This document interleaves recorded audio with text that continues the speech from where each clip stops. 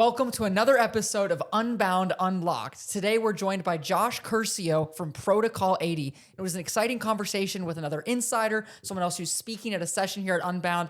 It was a really interesting conversation. Yep. Josh comes from a very steeped sales background. He's working for a very established HubSpot solutions partner agency, Protocol 80, and I believe they're a diamond partner. So that means they have been quite involved. Maybe more than 100 plus customers have worked with them over the years on the platform. So he has a lot to share as far as what works, what doesn't work for sales and marketing teams. And he's bringing that to Unbound this year. Yeah, and it was really nice to talk to somebody with more of a sales-focused background. Obviously, on Unbound Unlocked and Sound of Inbound, we're very marketing forward, but the HubSpot platform is very big on the sales process as well, and those two teams really need to work together all the time. So I hope you enjoyed this episode. Give it a like, give it a listen, and we'll see you at Unbound. Unbound, unlocked. Unbound, unlocked is where it's at. Unbound, unlocked. We're here to chat. It's all the things you want and more. So hang around, let's open that door. Hello, everybody. We are here today on the Sound of Inbound with our special summer series we're calling Unbound Unlocked. And today I am joined with a HubSpot Diamond partner. I want to think of that song right now. Diamonds Are Forever, but there's also a few other ones that I think Rihanna sang with diamonds in it too, and maybe we'll get to that. Josh Curcio with Protocol 80, he is joining us today. He is heavily involved in the HubSpot community. I'm very excited to have him here. Josh, thank you so much for joining us. Thanks for having me. Love to be here. Love having you. And we're going to talk about Unbound. That's what this whole series is about, of course, as well. Because Josh, very fortunate enough, he's going to be teaching one of the sessions this year. Second half of our podcast, we'll get into some of the interesting things that you're going to be teaching about to all these the sales teams and things of that nature. I think the name of the class, I want to make sure I got it right, but it's Fixed CRM Adoption, a Blueprint for Complex Sales Teams. Did I get that right? That's right. That's it? Okay, cool. Okay, so just kind of getting into it, I think the first thing people might want to understand about you is you're with this organization called Protocol 80. You've probably been in the industry for over 10, 15 years now as well. And I'm just curious, just to start off, what's your role with Protocol 80? So I am Chief Revenue Officer and partner at Protocol 80. I am primarily involved in sales, but I also have a heavy hand or get quite involved in some complex HubSpot CRM things as they come up, whether that be technical hands-on or strategic. But to be fair, I've got people on our RevOps team that are much better than I am at that today. I've been so out of the weeds as far as the technical implementation. We'll leave it to the pros. Okay, so would love to know more about your background for it, but just a moment before we get into that. With your role, is it a combination of marketing and sales, or is it just distinctly on sales? I do not do any marketing myself. We have marketers that do marketing.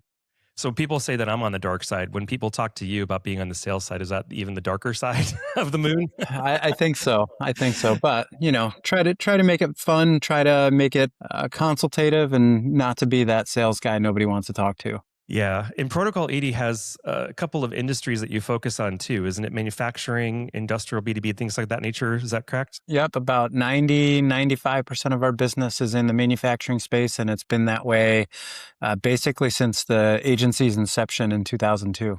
Cool. And then as far as HubSpot's concerned, to be at the level you are as a solutions partner with them, you have to have a lot of clients engage with you on the HubSpot side. So I'm assuming that there's dozens now, probably more than that even, yeah? More than dozens, yeah. More than dozens, okay. Yeah, we've been partners for, 11 years, I think we've been partners. So, we've seen a lot of different scenarios, and all of our marketing clients, so we're a marketing agency too, and all of our marketing clients use HubSpot themselves, or we use it for them depending on the setup.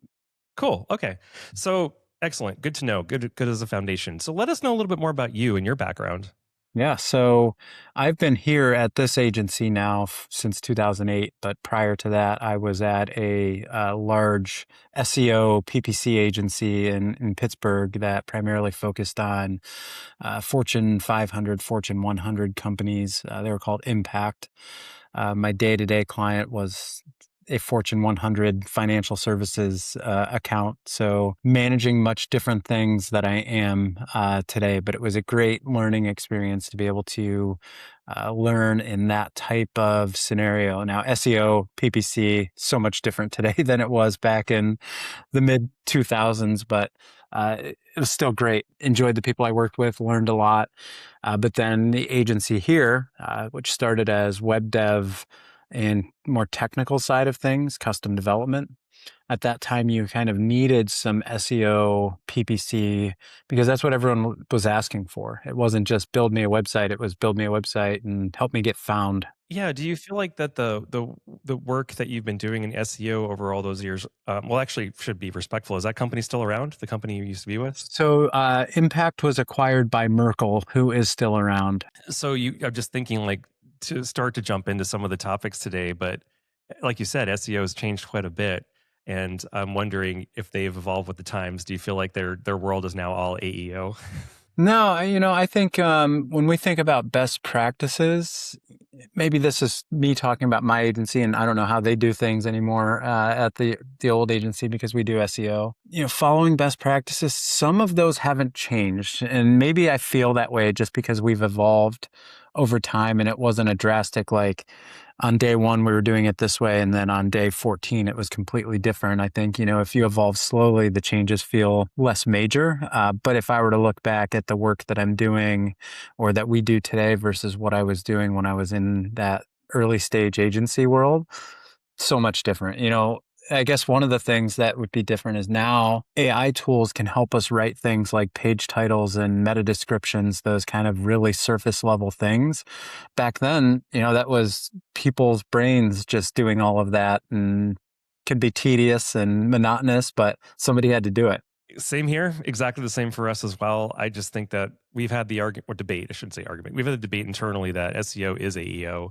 What's really the difference? These were all just good practices that people are enforcing more so these days because now they have to actually deal with the fact that people are not browsing their websites. I always find it to be an interesting topic that people said, I used to be with an SEO company and I don't know if they're around anymore. But I still feel like it's wildly relevant to have a group of folks with that kind of specialty because we're still trying to do all the same things we were doing before. The complexity now is it's just a little bit different because back in the day, you could write not great content, still rank for it and get traffic from it and potentially even convert. And today, to get the traffic, the content, or whatever you're working to rank for, just has to be spectacular, and it has to be beyond that surface level stuff that AI can just answer for someone. So it is a little bit more complex, I think. I agree with you. Okay, well, let's see if you agree on these other things. I'm going to get into something my team likes to call hot takes.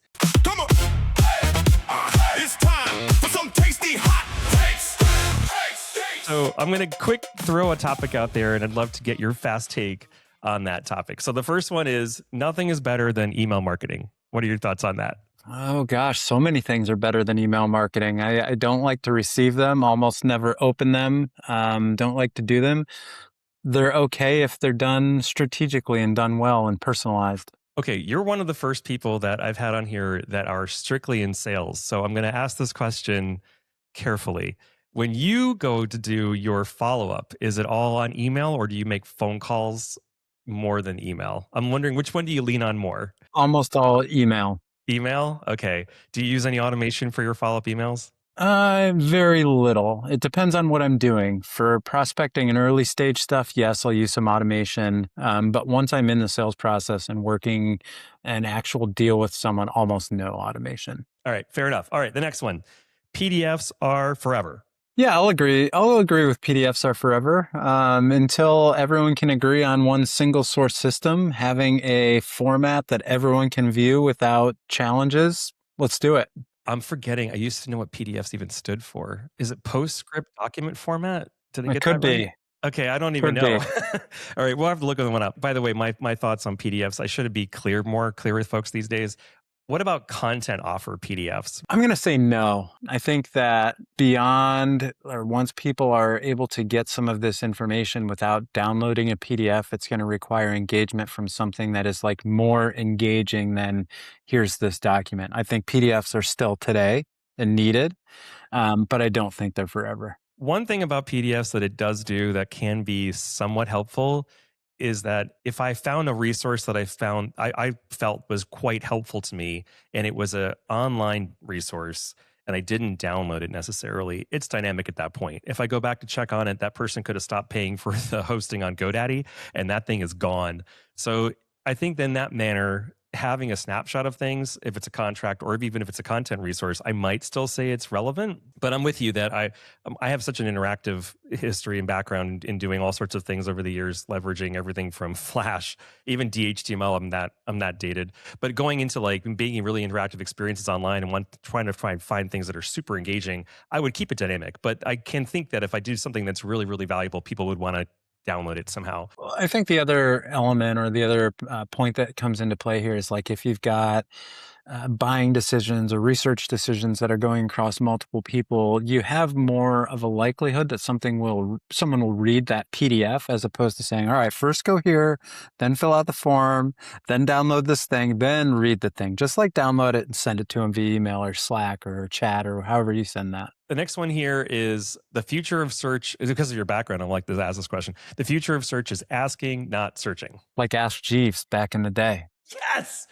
Oh man, I don't want to know what year you graduated high school, but I'm definitely in the same camp as you on that one. 2000. There's 2000? Okay. only one class of 2000. That was me. Okay. I'll just go back to that Ask Jeeves reference. The point was back then when Ask Jeeves was a search engine is you could ask the search engine in natural language what you wanted to get. It was inherently bad, just wasn't good. That's why it's not relevant anymore, which someone actually told me the other day that it was just recently officially shut down, like a month or so ago. Now you can ask something in natural language that is, the way that you want to get information, and you get great results. Well, I don't want to say great results, but you get results that were better than Ask Jeeves. Now you have to expand and be a little bit more specific as to what you like legitimately want. But I agree with that statement. Going back to just entering a search query is just not a thing that's happening. I've said this a bunch now that if you go back about 10 years and you were looking for a place to live in Chicago, you would say, good neighborhoods in Chicago. Nowadays, you might say, I want you to know that my objectives are, you're talking to the search engine. My objectives are this, and I'm looking for that. Here's my profile. Here's where I'm going to work. Here's how much I want to pay. And I want you to go find the right kind of places that you recommend I should go now, think it and work and research into. It's so much deeper than just like good neighborhoods in Chicago, You know what? The one thing that I'm excited for that is not yet, but in the future is understanding like the overall context of everything. Like if I was not a Chicago person, I did live in Chicago once, by the way, but if I wasn't, I want my platform or my search to know me enough, my chat to know me enough to be like, you know what though? Like you're asking about Chicago. I just don't think you're the right fit for that. You should be going to this other place. Like eventually we're going to get to that point where they know us enough where it's like, I'm going to second guess your question here. In the last 2 weeks, I've been starting to build. Oh man, we're jumping off. I'll do this for a second, then we'll come back to the questions. But I started building agents, and I didn't realize how much personality you can give these things to make certain recommendations back to you. And you could be specific now. Like, I don't need you to agree with me. I don't want you to. I want you to actually challenge me. I want you to be a little snarky about it. Like, why are you doing this, Aaron? Why are you doing that? And recently, it has definitely questioned some things that I'm working on. And that's really funny. You could say that the agent or the AI was like, "No, Chicago's not for you." I demoed Customer Agent for someone the other day and was giving that guidance and was like, at the end of every response, give a stupid dad joke. And it did. Every single thing had a dad joke at the end of it. It was awful, but it worked. All right, next one. Because you're in sales, I think you are going to say yes to this. It should be an easy answer, but I'm leading the witness. Every marketer should learn sales. Yes. When you're marketing something, especially in a complex space where we are in manufacturing industrial, it's so much easier to understand or sit in the seat of the buyer as opposed to just being someone that's creating pure marketing. I think there's too much of a disconnect as to like what sellers need, what buyers want to engage with, and what marketers want to produce. These days, I'm realizing these discussions make everything so transparent for all of us, but we're finding more and more that we're having to work with and partner with a lot more agencies and a lot more groups on certain things these days. It's not like you hire one group as your agency of record and we just run with it. And so there's a lot more to understand what it takes to get to that sales discussion and defining your role and what needed to lead up to that moment that made it easy for those folks to say, oh, you can do more, or maybe you guys have a specific focus or specific industry we should be talking to you about. So yes, marketers understanding sales seems to be pretty critical. Okay, how about this one? The company blog is making a comeback. As a blog Probably not. As a resource center, like I would say customer or company resources haven't gone away. They are maintaining, and that may be a blog. This leads into my next question as a salesperson, though. Businesses that build strong communities will outperform those businesses that just create content. I'm going to say I agree, but I'm also going to say that, again, going back to the spaces we work in, manufacturing, especially when you get deeper into the supply chain, community building is going to be just so much more difficult. Like I see in the SaaS world or even the healthcare world or some of these other, real estate, like you can build a community and you can have engagement. Not that it doesn't happen in manufacturing. I think it's different. I don't get the same feel. I think people that kind of challenge that idea, it's not easy to build a community. It just isn't. And when you do get it going, you also can't always control it. So you have to also be open to that. And a lot of companies, they want to maintain control over things. And so when they're like, we need to build a community, you have to also know what you're asking there. Well, I think we've already set the tone that we've both been in the industry for a while, both marketing or in sales or whatever, or RevOps. Back in the day when you would start and convince someone to actually do a blog, everyone was like, well, I want the comments open so that people can communicate and engage. But like 99.9% of those comments were garbage and worthless and just spam. Like that never built a community for most people. Not nobody, but most people. The opposite side of that now is the blog, traditional kind of blogging is moved to platforms like LinkedIn. And so where you cannot necessarily, I don't think you can turn off comments on posts. I forgot if that even is a function. That's a good thing to look up, actually. But the intent is to engage people. It's not to try to hide. And I don't think we've ever, in the 9 years we've been around, I don't think one blog we've ever launched has allowed comments on the posts. So there you go. Okay, one or two more questions before I want to go on. So how about this one? Nobody wants another newsletter. I agree with that. We're just so bombarded, like with everything. And there are newsletters that I sign up for that I'm like, yeah, I think I'm going to engage with this. But guess how many times I open those newsletters? Almost none. They're just never personalized enough. Now, I think there are strategic ways to do it and make it engaging and make it personalized. And in that case, yes, but it's just so hard to do. And it's so easy to get lost in the noise. We're going to take the approach of a client newsletter versus an open newsletter. So and I'm agreeing with you that if it doesn't, he said the perfect words there. I just wanted to capture it, that if it's personalized, then it feels more valuable. And so in the context of your own client base, do you think having them on a newsletter would make more sense than just an open general? Yes, absolutely. Anyone that's in the agency world, their clients have questions about like, what's changing in the marketing space? What are the new HubSpot releases? What should a new sales approach be doing? And if they're not getting it from you, they're either not getting it or getting from someone that may not be a trusted source. So I think it's great in that realm. All right. Well, speaking of trusted source, I'm looking at this camera right now to try to show you guys I'm not AI. I'm wondering about AI generated content and your feeling about it, Josh. So do you think that AI content will make human creativity more valuable or less valuable? Like we just don't need it anymore? Or do you think the human element is still quite important when it comes to generating quality creative content? I'm going to say the latter. Yeah, the human element is still important and crucial to get something that's worthwhile. I'll give you one example. I'm on Facebook still because I'm old, and that's where old people tend to spend some time. All of the restaurants around us, they are releasing these total shit AI, like here's our weekly specials, here's our menu updates, and they're all AI generated. And it's all so obvious. Like, I hate to see it. Like, I would rather see something that someone did in Microsoft Paint that looks terrible than one of these AI generated weekly specials that looks identical to every other restaurant. It's like so obvious. So like, I think when you take that into consideration, everything that marketers are producing is the same thing. It's just, you can spot AI generated content from a mile away. You start reading it and you're like, okay, I see what this is. Whereas when you add that human element, it's a differentiation. It's accurate. You can take that more empathetic approach to something that you're just never going to get from AI. So AI is improving. Don't hold me to this in 5 years, but right now we still need the humans. I agree. I do think that it's helping a lot of interesting elements of our job. And sometimes we lean almost too heavily on it. We were making a joke this morning that when a person sends us an email, you can tell that the document they're attaching is AI because of the font that it's using. And I'm like, oh, that's a great way to know. It's like there should be a font assigned to all AI going forward, so we can always tell. It is something we can all sniff out right now pretty quickly. And I'm interested to see if that's going to persist in the next year or so. It's going to get harder and harder, or easier and easier. There's some stuff that I'm seeing on social media though that is just absolutely mind blowing.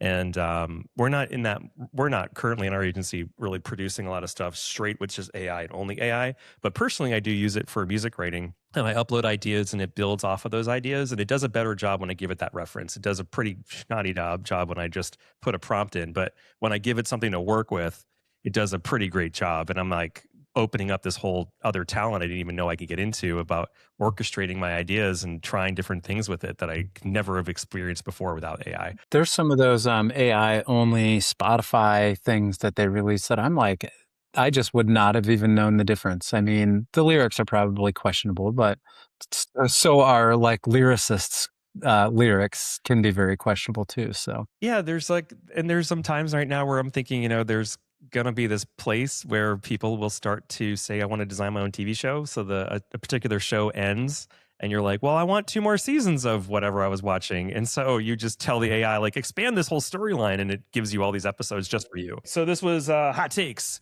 with Josh.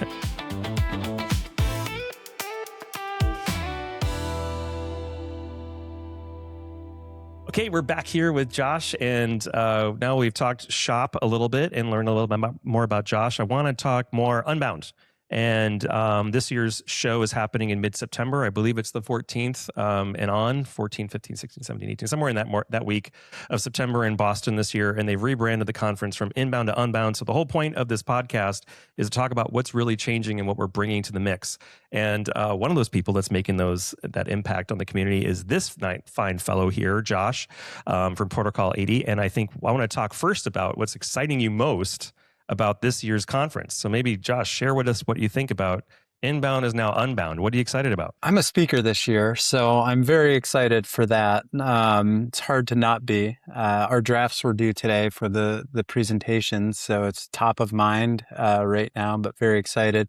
Aside from that, I'm excited to be back in Boston and see all of the peers and colleagues that I've made friends with over the years that I've gone so many times, that so many recognizable faces. That's what I'm excited about. You're also doing other things at Unbound this year too, aren't you? Also involved in the advocacy thing I'm involved in too, the Unbound Insider? Yes, Unbound Insider. So we're sharing stories from the inside. Are you going to live stream when you do your speech, like when you do your talk, and you're going to have a little camera over your shoulder just to like... Maybe a short one. I don't even know the rules of that. I'm going to say probably am not allowed to do that, but if someone really wants me to, I will. It wasn't a speaker we had on our podcast, but one of our guests did say that she's going to wear meta glasses. And I'm like, that is hysterical. Like when you talk about point of view, we're really going to be looking straight out her camera. Like what she sees is what we're going to see too. I thought that was great. I won't take the idea because it's someone else's, but that's a good idea. I know. I love the idea. Okay. How about the branding? So you said Inbound to Unbound. You've been going to this conference for a few years now, right? Yeah. Well, we started going, it was 2010 or 2011. It was the Inbound Marketing Summit, and it wasn't even HubSpot's like own event. It was someone else's, right? So I've been going about that long. I still have to look at it as inbound. I have to think about if I'm going to say Unbound first. Yeah, I think the difference in topic, I get it. I understand the rebrand. We're not just inbound marketing anymore, but I think over the years, we've already seen that shift in the content that's been there. It hasn't been purely inbound marketing now for 5-6 years. And I think most of the attendees got that. Maybe the newbie people didn't, but someone that has kind of seen the evolution of Inbound, Unbound, I feel like I've felt that shift. What about you, Aaron? Have you felt that shift? I felt the shift, but I still felt that the term inbound felt as accessible as it needed to be. So we're marketing in a brand agency. So some people hear the name and they're like, so what? But for me, we go through this exercise with our clients. And so the lift of going from one name to another or the perceptional change, it was always more than marketing to me. So when we were having some of the HubSpotter folks, including the team that actually did the brand, was on this podcast, they shared it was because of a larger methodology and a larger thinking that inbound was only very representative of marketing and it wasn't representative of the sales experience and the customer experience. And for me, I think that inbound is a interesting concept about just creating a magnetic brand and magnetic concepts that come to you and then can do all sorts of things with that. And so that term felt universal already. So I always think that, okay, sure, they wanted to kind of become larger to a larger audience, and this was a way to do it. And inbound felt too connected to a methodology instead of a way of thinking. So I can appreciate that, but I don't know if it needed it. These things are not inexpensive to do, and it's a mind switch. And I keep saying the name wrong, but I'm sure folks they'll just see the new name, the new brand, and they'll be very excited about it. So do we have to count our attendance count? Do we have to start from 1, or do we get to include all of our previous attendance? I think that we grandfathered in. And so you and I are in the definitely 10 plus years club. Oh, I've also said this too. Like on SNL, you know how they have like the 5 timers club and you get a smoking jacket? I think we should get you automatically get one of those smoking jackets with the 10 on it. You know, you've been going for more than 10 years. Actually, it sounds like you were going for almost 15 years now. So It's been a while, yeah. I do have a HubSpot Letterman's jacket. You do not. I do. 2 years ago, they gave 5 away, and I was one of the 5. And then last year, the community team did give, I don't know how many, dozen or so away. Sorry, when do you wear a jacket like that? It's hanging in my closet, so I don't wear it, but maybe I'll bring it to Unbound this year, and maybe I'll wear it. It's kind of like in high school. Everybody's obsessed with getting the Letterman jacket, and you finally get it, and then school's over, and you're like, what am I doing with this thing? I'm not going to wear this ever again. So let's think about the things that you're going to be addressing at this year's show, and maybe I would like to get into that topic so we don't run out of time. So I'm just curious about what do you feel like is a necessity for what you want to train this year? I think you're going to be talking to the sales teams, I think, in a part, but like we said earlier, marketing should learn sales. So give us a little bit more about what needs to be fixed. This is part of the topic of your talk this year about fixing CRM. Yeah, without giving too much away, my topic is Fix CRM Adoption, a blueprint for complex sales teams. And I'm breaking this out into a blueprint with tactical action items that people should be able to walk away with. Some of them aren't going to be implementable on day one. But I think the 2 areas that I want to speak on that are maybe the biggest missing piece is the measurement and accountability. Like anyone can plan and build a CRM. Like the AI can do some of that even now today. But I think where teams are failing is that being able to look and say, well, are people doing what we need them to do? And are we holding them accountable? I think that accountability layer is so missing, and it's easy to blame the software or easy to blame the implementer or the build. Oh, they just did a terrible job, deploying this, or wasn't the right software for us. But every CRM system faces adoption challenges, and they aren't all solved by accountability, but some of them are certainly solved by accountability, and you can't have accountability without measurement. I want to be critical about something for a moment. And because you are diamond partners, we're a platinum partner, which just means we sell less. Okay. But when I come to the table with explaining what HubSpot can do for certain teams, some of it's only accessible through enterprise. And I have a very specific question. I hope you know about it. If not, we can move on. But when you said it comes down to accountability, one of the reports that I like to run is the revenue attribution reports. But if a person doesn't buy enterprise, they don't have access to that. I'm wondering if you felt like if a person does invest in HubSpot Professional for marketing and sales, if they can still find the value in knowing how marketing does actually attribute to revenue or attribute to close won deals without having to have enterprise. Is that possible? It is. I mean, it depends on the level of detail that they want on that attribution, and if there's a specific model that you're looking at. And I think that some of this is a disservice to the marketers that are producing the assets that are engaging people, because you may have someone that engages with the marketing asset in January, nobody converts, or different people convert later down the road without enterprise and more of a full kind of process attribution, you lose some of that. And I think they don't get the credit where credit is due in many cases. So there's that challenge. But I think if you can at least on Pro show influence revenue or high level source based attribution, which you have availability to do, sometimes that's enough. But I agree with you. Like, I think some of that layer of you need enterprise to do this one thing that is, in fact, one of the most important things for certain teams. It's tricky. And that jump from pro to marketing enterprise, that's no joke. Meaning cost. Yeah.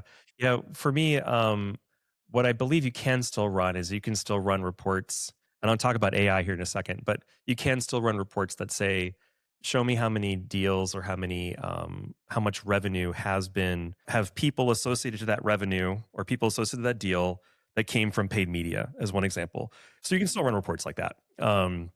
So it'll tell you, yeah, in the last year, you've made this much money, and these people were initially, their traffic came from paid media, and that might help tell you, is paid media working at all? But the only way all this works is if you have a really nice, tasty handshake between your marketing and your sales team, and they're actually putting the right people on those deals.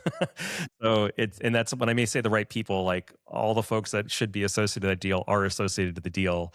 We're not just like, oh, that one person's in there and that's enough. You really want to make sure everybody's associated at the right place. Otherwise, the reporting doesn't work. Marketers that do a great job of that nurture component, I think, are the ones that are hit the hardest, because as someone that runs an agency, I want to know, all right, what was that last thing that like got them to say, yeah, we want your help? Or our customers, they want their prospects to say, yeah, I want your help, even if they've been reading all of those newsletters that we were talking about, right? Not having that thing that says, all right, this is what put them over the line. This one thing is what got them to say, yes, I need to talk to Aaron about this particular activity that we need or the strategy that we want to deploy. Yeah, that's the tough part that we're all facing right now. And if you can at least get started with the macro level of knowing there was some activity that did push this forward, that's all you really need to get the conversation going. And then you can see if the investment in going into enterprise level with HubSpot is necessary. But the tools are there at the professional level to at least tell you marketing and sales are doing their job, which is important. And the fidelity does actually get pretty good. There's just, Josh and I are talking about a very specific report that for some reason, that one report is only available when you get to enterprise. Let's talk about Unbound now from the perspective of what are the kind of things we're going to learn about. I know it's going to be a big theme this year. What are your hopes about what Unbound as a conference is going to offer to those that are interested in where AI is going to go? Oh, that's a tough question. Were you at Inbound 2 years ago, or was it 3, where they announced Breeze and everything was like, hey, Breeze is coming, right? And it was like, well, you kind of have to be a part of the conversation, so we have to announce something. But it was like so unusable, and like, how do we actually like deploy this for our clients? How do we deploy this for ourselves? And then last year, I thought it was better. It was like, all right, now there's really some movement. There's like things that we can see. Breeze has memory. We can do all these other things, and you can see that they work mostly. This year, I think I would expect it to be a little bit more of like, all right, now let's take that to the next level. One of the things that I'm interested in hearing is like what people are doing with the CLI and deploying other tools that kind of work with HubSpot to make HubSpot better, and not necessarily just like, all right, you have to use this HubSpot tool because it's built in, because I think that's less natural than how are people really working and how does that make your system better still. So just to catch everybody up, what Josh is referencing right now is that you can integrate a number of different AI tools, and that includes Claude and Gemini and OpenAI to connect to HubSpot. And then the terminology people have been using is headless CRM. So leveraging the data within your CRM, and the data does need to be clean and good. But if it is, and he's smiling, if it is, you will find that these other outside tools, if you've already trained them and you've built other agents or other kinds of functionality in them, you can get all sorts of interesting things going outside of HubSpot. One of the things I was going to say, Josh, we have a very excitable client of ours that has just jumped in on all things AI, and he has connected Claude to their HubSpot instance and start asking questions, but he doesn't even know what he's asking, and he doesn't know about how to go back and check the data on it. So he's like, check out all these things that Claude's saying we should do. And I'm like, do you even know if it's accurate? And is your data I mean, like, I feel bad about saying it, but it's like, to start off with, the data, if it isn't being managed well, we have a much bigger problem in hand. I don't know how much, how do you bring that home to your clients? I mean, like, okay, great, you're excited about Claude, good job, but let's go back and make sure that everybody has a first name, last name in your database. By the way, that's a real thing. I've had to have this conversation about the smart deal progression, which is a new launch of HubSpots that basically can be your sidekick. It take notes, and then based on like the note call, it makes recommended next steps and all these things, right?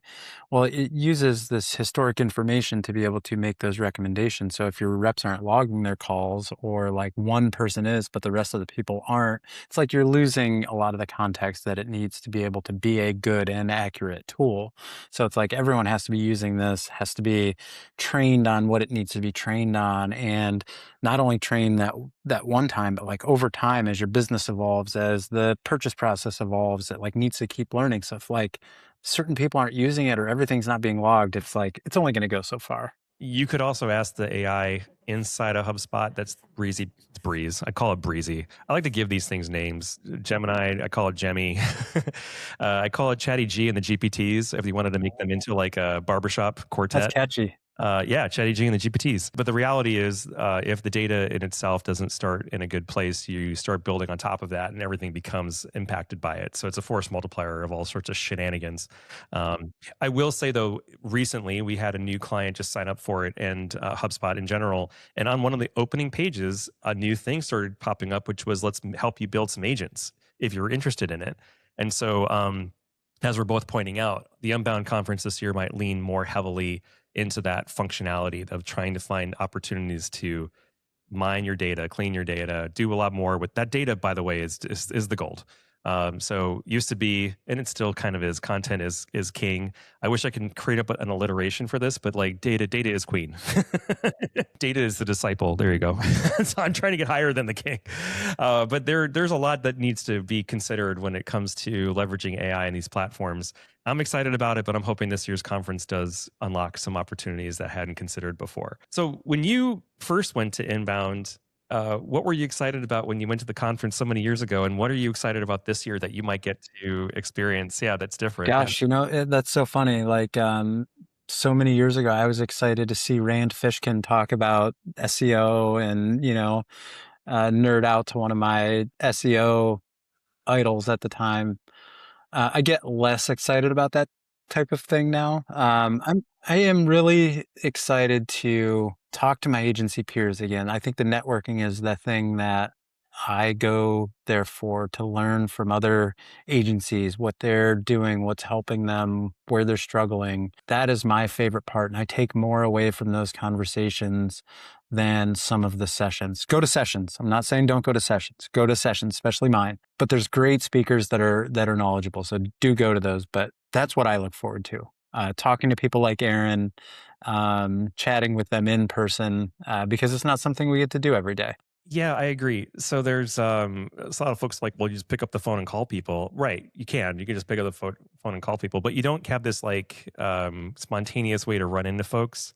And going to shows of any sort, I call them shows, but conferences of any sort in any industry, I think if you're finally getting out of your seat and getting out there into the space and you were willing to engage with people, these are wonderful opportunities to do so. And I did find this, Josh, for over the years, going to this conference specifically, you could drop the needle on anybody and they're all so like-minded and it's kind of fun. So whoever you're sitting next to, they probably have something going on that's kind of relevant or exciting, or just could be empathetic to your struggle of, are you kidding me kind of situations. So I'm always kind of excited to hear more about what people all are experiencing. Doesn't matter what the industry is, truly, it's just the universal world of customer experience and marketing and sales and that kind of thing. That was one of the things that always struck me as interesting about Inbound is like, when I first started going, I expected it to just be agency people. But then you go to these sessions, you sit next to someone while you're waiting and you chat with them, and there's so many end users, end customers there, from different industries, from different parts of the world. It's a little bit more, love the agency people, but that's an excitement component of it. It's like, you just never know who you're going to chat with. And like you said, like-minded people. And sometimes they're doing a lot. So actually, really interesting enough, I'm not sure if they'll be watching this podcast. They'll know who they are if they hear this.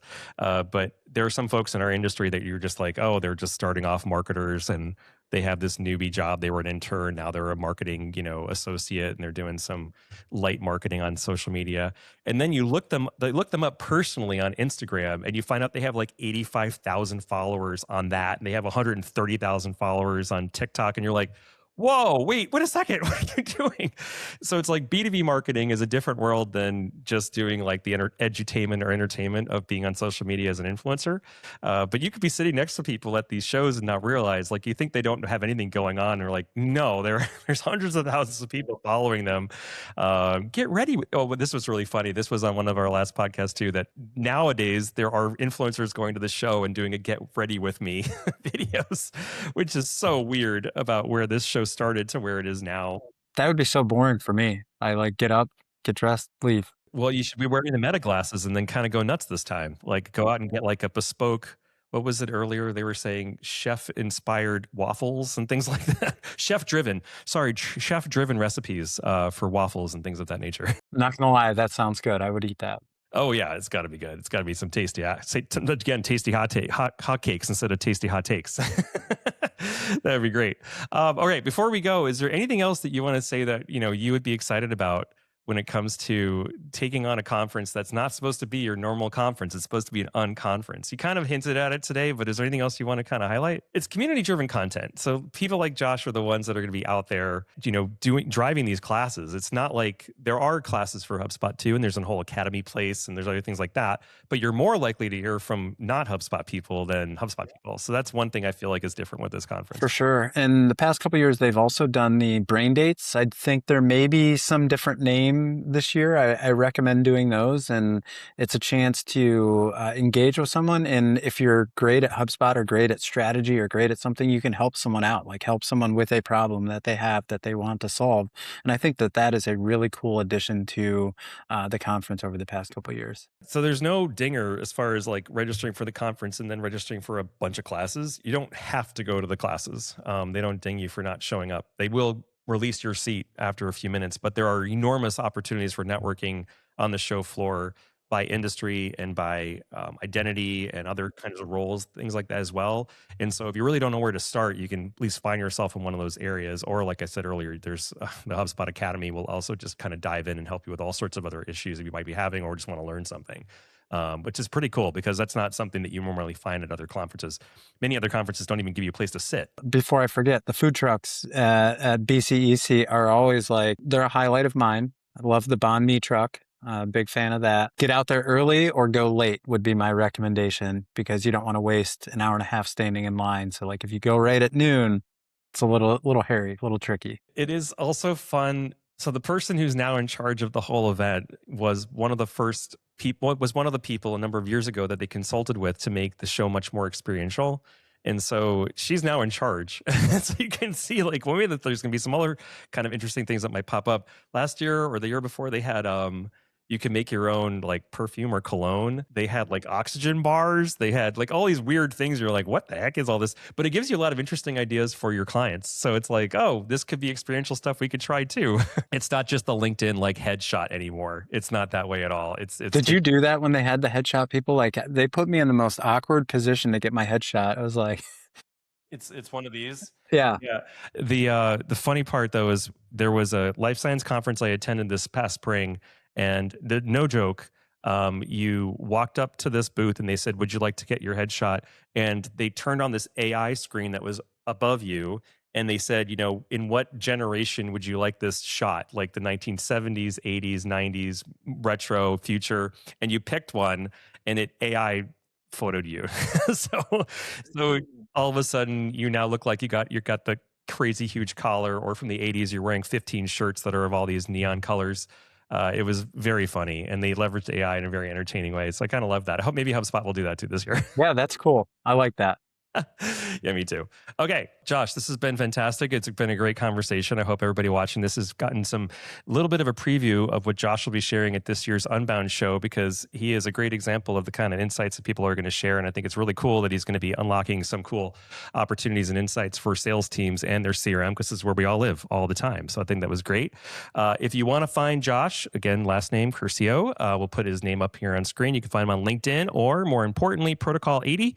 And And I think if you guys will register, his class is live on the unbound.com website. And you should check him out there. Very, very simple to find everybody, and all the different speakers are going to be at this year's show. So please check him out at unbound.com. And that's this year, happening at September 16th through the 18th. The team has me reading off on the script here in Boston, Massachusetts. Last year it was in California. Now it's back in Boston, and very, very excited. So Josh, thank you so much for joining us here on Sound of Inbound, which he and I both agree is a universal term that should continue to be used. Thank you for having me. You're a great host, and this was enjoyable. One of the most pleasant and fun podcasts I've been a part of. That is so beautiful. Josh, thanks for that. And for everybody else listening and following along with Josh and I hope you too will enjoy the rest of our conversations on this summer's super special series on Unbound Unlocked.